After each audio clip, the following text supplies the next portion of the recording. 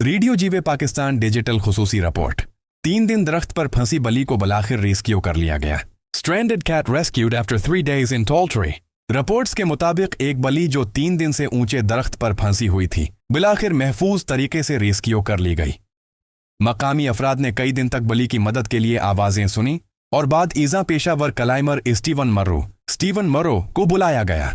Video में देखा जा सकता है कि स्टीवन मरो अतवार के रोज एक बहुत ऊंचे दरख्त पर महारत के साथ चढ़ते हैं और एहतियात से बली तक पहुंचते हैं। कुछ देर बाद वो बली को महफूज तरीके से नीचे ले आते हैं।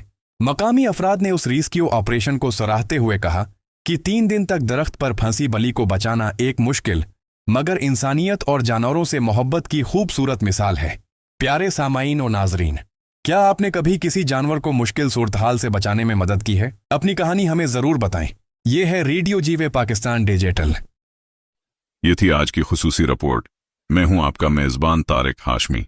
दोस्तों, जुड़े रहिए रेडियो जीवे पाकिस्तान डिजिटल के साथ। हमारी दुआ है दुनिया के हर कोने में जहां हमारी आवाज और तस्वीर पहुंच रही है, मोहब्बत, अमन और भाईचारा कायम रहे।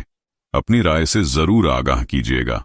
अगली रिपोर्ट में फिर मुलाकात होगी। खुदा हाफिज।